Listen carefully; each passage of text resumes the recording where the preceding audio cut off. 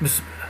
Célébrer le quatrième jeudi de novembre, Thanksgiving, était par excellence le jour des réunions familiales, mais pour une fois, Carrie ne regretta pas d'être loin de sa famille. Elle passa chez Jason une journée inoubliable. Quelques jours avant la fête, Gloria lui rendit une brève visite et lui annonça qu'elle partait en tournée jusqu'à la fin de l'année. Comme elle ne verrait pas son amie à Noël, elle lui remit d'avance son cadeau, un magnifique pull de cachemire blanc que Carrie étrenna pour aller au ranch. Décembre arriva. On avait ôté le plâtre de Johnny depuis plus de 15 jours, mais il s'aidait encore de béquilles pour marcher.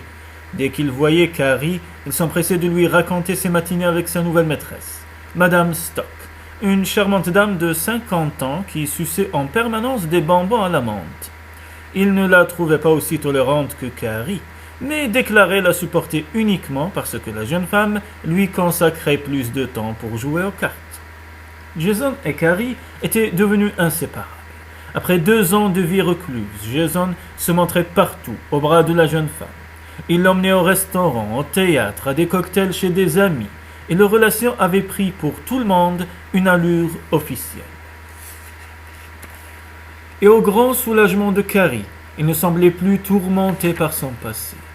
Quand parfois il rencontrait des personnes ayant bien connu Louise et que son nom était prononcé, Jason ne manifestait aucune réaction, comme si ce nom ne lui évoquait plus rien, ni bon ni mauvais souvenir.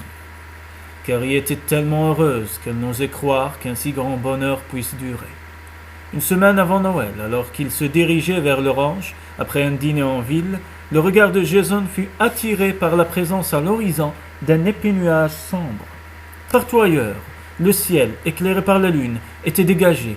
Comme alerté par un sixième sens, il baissa aussitôt sa vitre et pencha la tête au dehors. Une odeur âcre de fumée planait dans l'air. « Le feu !» s'écria-t-il en donnant un brusque coup d'accélérateur. Le sang de Carrie se figea dans ses veines. Le cœur battant, elle scruta anxieusement les environs. Aucun doute, le nuage de fumée s'élevait du ranch de Jason. C'est un incendie criminel. 1 minute plus tard, ils arrivaient aux abords du domaine. Une des écuries était la proie des flammes. Jason stoppa la voiture devant la maison dans un crissement de pneus et se précipita dehors. « Prévenez vite les pompiers, si ce n'est déjà fait !» hurla-t-il à Carrie qui claquait la portière derrière elle. « Et restez auprès de Rose et de Johnny au cas où le feu s'étendrait. » Il se dirigea en courant vers les écuries à la lueur rougeoyante des flammes. Carrie distingua des silhouettes qui s'agitaient.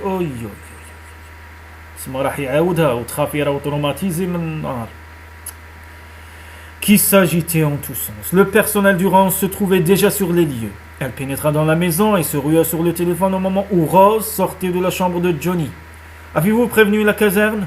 demanda Carrie avant de décrocher le combiné. « Non, j'allais le faire quand je vous ai entendu arriver. » La jeune femme trouva le numéro des pompiers inscrit sur le cadran, mais ses doigts tremblaient tellement sur les touches qu'elle dut s'y reprendre à 2 fois avant de le composer correctement. « Non, pas le feu !» se répéta-t-elle, affolée, tandis qu'elle communiquait l'adresse du ranch à son interlocuteur. « Mon Dieu, pourvu qu'il supporte l'épreuve !» Après avoir raccroché, elle aida Rose à habiller Johnny et tous 3 se retrouvèrent bientôt dans la cour.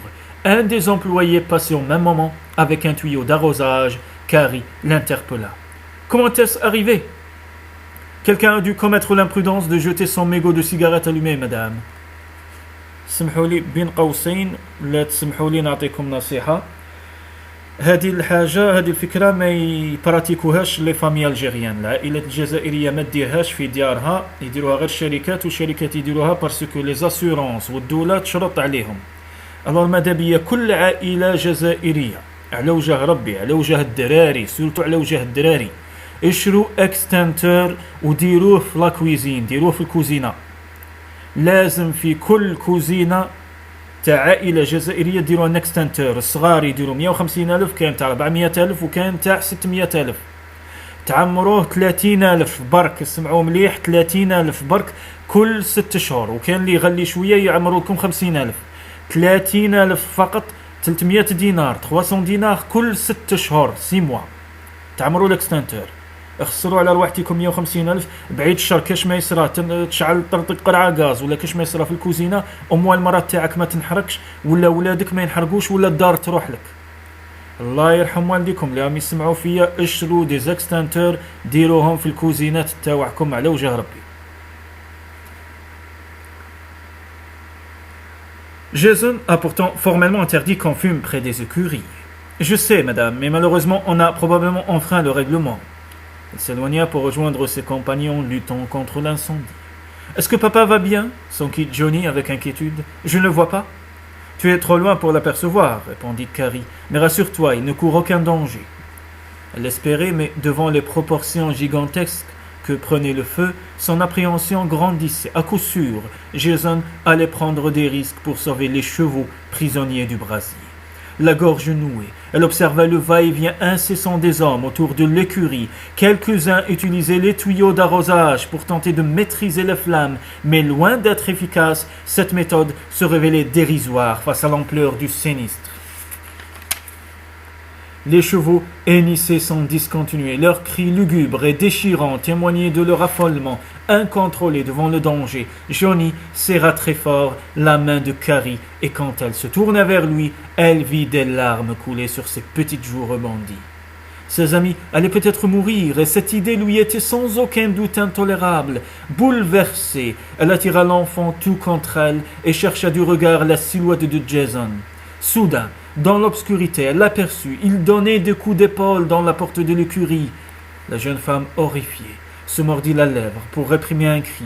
Non, il n'allait tout de même pas pénétrer dans cet enfer. Pourtant, si, elle le vit se protéger le visage de son bras et se ruer dans ce qui ne semblait être qu'un immense rideau de flammes.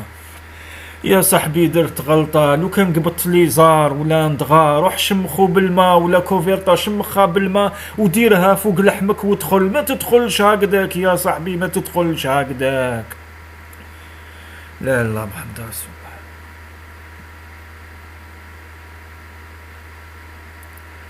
Soucieuse de ne pas alarmer Johnny, elle se retint du moindre commentaire et se contenta d'adresser un coup d'œil angoissé à Rose, mais l'enfant n'avait rien perdu de la scène.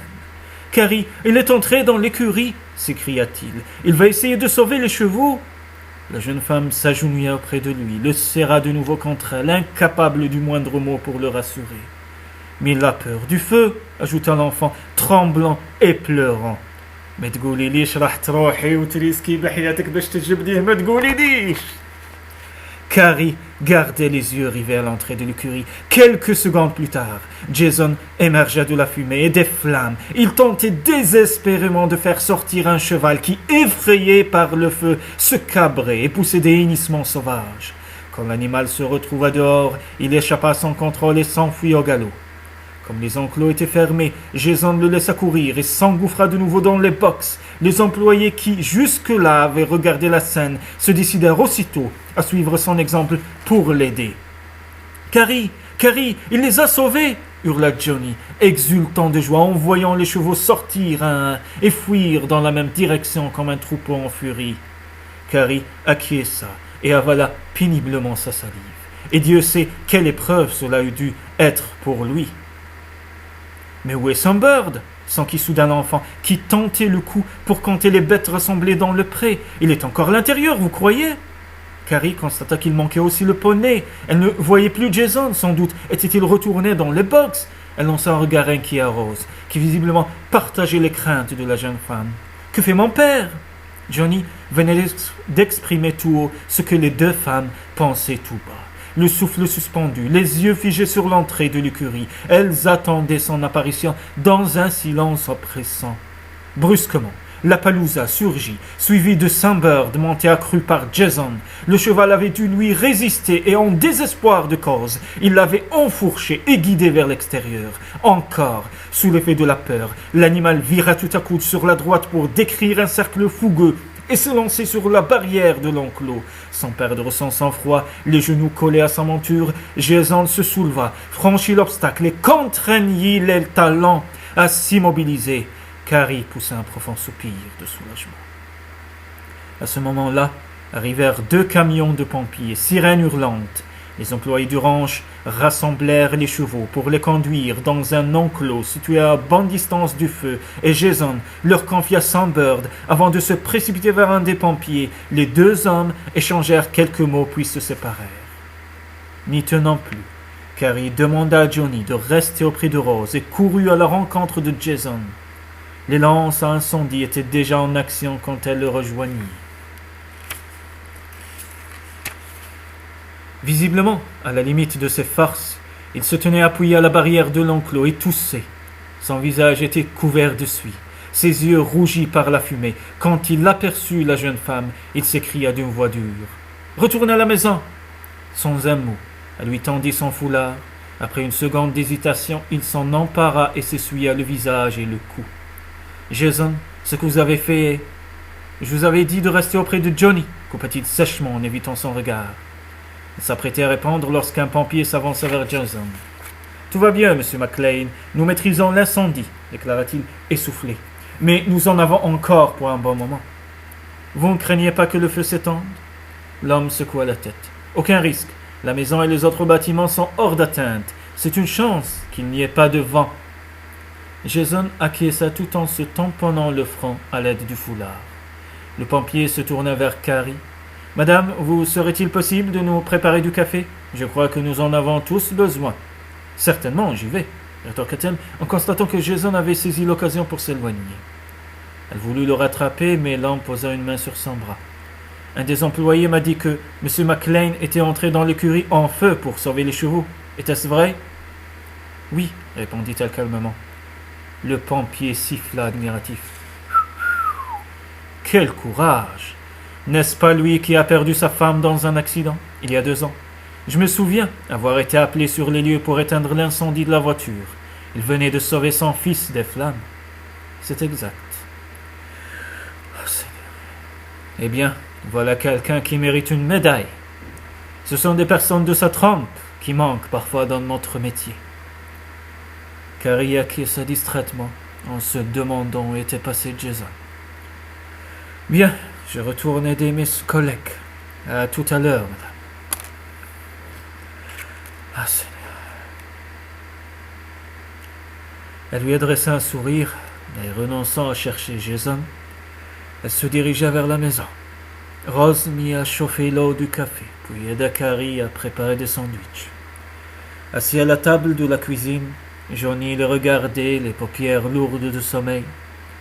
Au bout d'un moment, Carrie surprit ses bâillements et déclara « Ça va aller. Il est temps d'aller te coucher, Johnny. Tu tiens à peine sur ta chaise. »« Oh non, » protesta-t-il. « Est-ce que je peux attendre le retour de papa ? Je voudrais lui dire que je l'ai vu sauver les chevaux. C'était comme dans les films. »« Tu le verras demain matin, » répondit-elle en lui prenant doucement le bras pour l'aider à se lever. S'il te voit encore debout à cette heure, il sera très fâché contre Rose et moi. D'accord, j'y vais, bougonna-t-il en s'emparant de ses béquilles. Mais tu as vu ce qu'il a fait, Carrie ? Il a été formidable, n'est-ce pas ? Oui, ton père est très courageux, John. Elle l'accompagnait jusqu'à sa chambre et l'aida à enfiler son pyjama. Est-ce que je peux dormir avec Windy ? S'enquit-il en se glissant sous les couvertures. Windy ? Oui, mon petit grand peluche. Il est dans le coffre à jouets. Elle lui donna son jouet et le borda. Papa l'a gagné à la foire, l'année dernière, dit-il fièrement, en tirant la carabine sur des cibles. Il n'en a pas manqué une. Mon père est vraiment un héros, n'est-ce pas ? Certainement, répondit-elle, en l'embrassant tendrement sur la joue. Est-ce que moi aussi j'en serai un, quand je serai grand ? Je n'en doute pas un seul instant, Johnny. Tu es déjà un petit garçon très brave. Maintenant, il faut dormir. Bonne nuit, murmura-t-il d'une petite voix. Bonne nuit. Carrie éteignit la lumière et s'éloigna sur la pointe des pieds. Alors qu'elle regagnait la cuisine, Rose remettait à 2 pompiers un plateau garni de sandwichs et 3 bouteilles thermos. « Rose, pourquoi ne rentrez-vous pas chez vous ?» demanda-t-elle après que les 2 hommes furent partis. « Il est tard et votre mari va finir par s'inquiéter. Mais la cuisine est en désordre. Vous en avez fait assez, je me charge de nettoyer et de ranger. Vous ne voulez vraiment pas que je vous aide ? Non, Rose, je me débrouillerai très bien toute seule. La gouvernante n'insista pas et se retira quelques minutes plus tard. Les pieds terminèrent leur besogne vers 4 heures du matin. De la fenêtre de la cuisine, Carrie vit le camion s'éloigner et elle contempla un instant l'écurie à moitié détruite. Quelle chance qu'aucune bête n'ait péri dans la catastrophe, se dit-elle en songeant à ce que Jason aurait éprouvé si une telle éventualité s'était produite. Au même moment, elle l'aperçut. Il venait de saluer ses hommes et se dirigeait vers la maison d'une démarche lasse. « Voulez-vous du café ?» s'enquit-elle quand il pénétra dans la cuisine. Elle remarqua aussitôt son attitude distante, presque crispée. Il ne répondit pas et alla directement se servir une tasse. Il semblait à bout de force. « Et Johnny ? Il va bien et dort depuis un bon moment. » Elle marqua une pause avant d'ajouter. « Il a assisté au sauvetage des chevaux. » Un éclair de colère traversa le regard de Jason, et sans un mot, il quitta la pièce. Dérouté, Carrie le suivit, mais avant qu'elle n'ait eu le temps de le rattraper, il s'engouffra dans la salle de bain et lui claqua littéralement la porte au nez. Incapable de s'expliquer cette soudaine hostilité, elle attendit un instant dans le couloir, puis se décida à frapper à la porte. « Laissez-moi tranquille !» s'écria-t-il d'une voix à faire trembler les murs. « J'ai besoin d'être seul, vous entendez ?» Elle n'osa pas le contrarier. Il avait vécu des heures pénibles, et nul doute qu'il aspirait à un peu de solitude pour se remettre de ses émotions. Silencieusement, elle retourna dans la cuisine et s'installa sur une chaise en l'attendant. Il réapparut un quart d'heure plus tard, douché et vêtu de vêtements propres. « Vous ne rentrez pas chez vous ?» s'enquit-il d'une voix distante. « Je voulais d'abord m'assurer que vous alliez bien. » « Je ne suis pas malade. Maintenant partez, je vous en prie. »« Non, j'ai 2 mots à vous dire. » Il se laissa tomber sur une chaise et demanda d'un ton glacial. « À quel propos ? Vous avez fait preuve de beaucoup de courage cette nuit. » Il eut un sourire amer. « De courage ? J'étais mort de peur. Peut-être vous avez surmonté ce sentiment ? Voilà l'important. Il n'y a pas de quoi en faire une histoire. Je sais ce qu'il vous en a coûté de vous jeter dans ce brasier pour sauver les chevaux. Pourquoi refusez-vous d'admettre que vous avez été héroïque ? جماعة سمحوا لي نقول لكم حاجة بين قوسين. كان بزاف ناس اللي يحسبوا باللي الشجاعة انك ما تكونش خايف ولا ما تخافش. لا حنوني. اللي ما يخافش ماهوش انسان طبيعي. الشجاعة انك تكون خايف ومالغري الخوف تاعك ديباسي الخوف تاعك. تسورباسيه وتتقدم وتروح على لافون تميتريزي الخوف تاعك. هذه هي الشجاعة وهذه قالها نابليون زمان.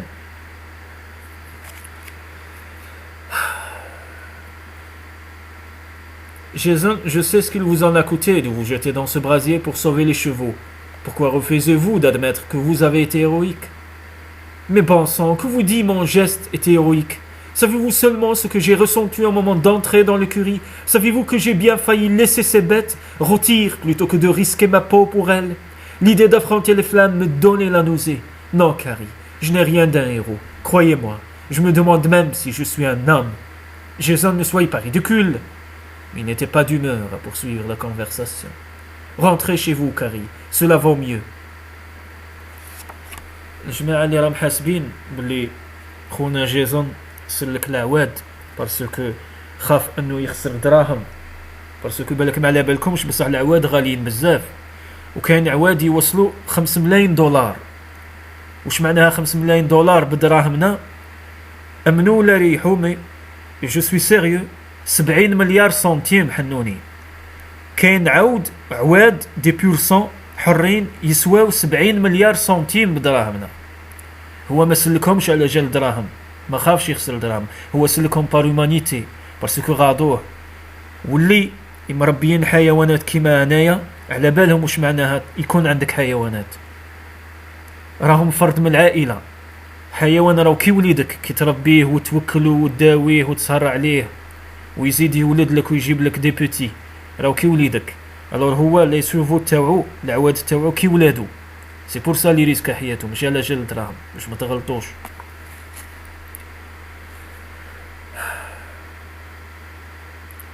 Qui n'aurait pas eu peur dans la même situation?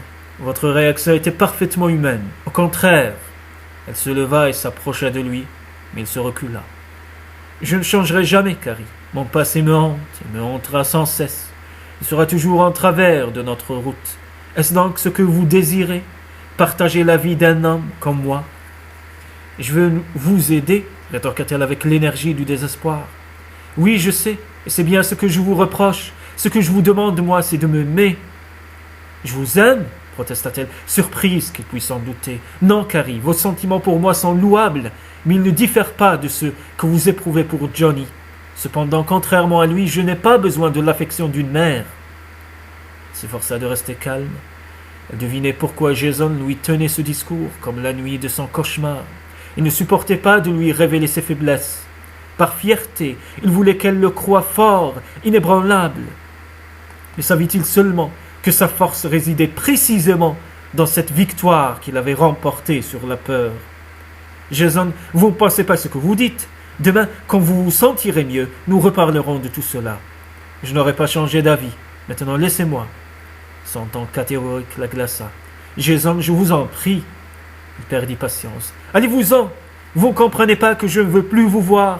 Plus jamais. Vous n'avez été pour moi qu'un passe-temps agréable, rien de plus. Maintenant, je ne vous demande plus qu'une chose, disparaître et me laisser en paix. Carrie crut défaillir. Elle ne pouvait croire ce qu'elle entendait. Les paroles cruelles de Jason l'atteignaient comme la lame acérée d'un poignard, mais dignement. Elle refoula les larmes qui lui montaient aux yeux et se dirigea vers la porte comme un automate, la main sur la poignée. Elle hésita, puis trouva la force de se retourner pour affronter son regard. جماعة ما تظلموش خونا جيسون قال لها هكذاك باش يساكريفي بروحو على جالها ما تظلموش ما تأمنوش كي قالها باللي جبت بيك الوقت ما كاش منها سيدي حبها وهابل عليها ومربي عليها الكبدة متيم بها قالها هكذاك باش تروح باش يرجع لها الحرية تاعها باسكو يحبها ضحى بنفسه par amour.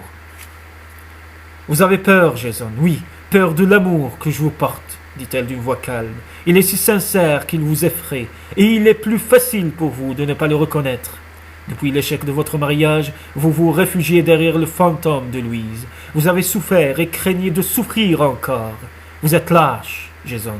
Vous avez devant vous une femme qui vous aime, et vous fuyez. Vous êtes lâche. Adieu. Le cœur déchiré, elle s'empressa d'ouvrir la porte et disparut. Jason resta cloué sur place, le regard vide pendant quelques secondes. Puis, comme quelqu'un subissant le poids d'une défaite, il se laissa choir sur une chaise et enfuit son visage dans ses mains. يا رب يا كريم اجمع بين كل عشيقين وما تخليهاش حرقة في قلبهم يا رب آمين.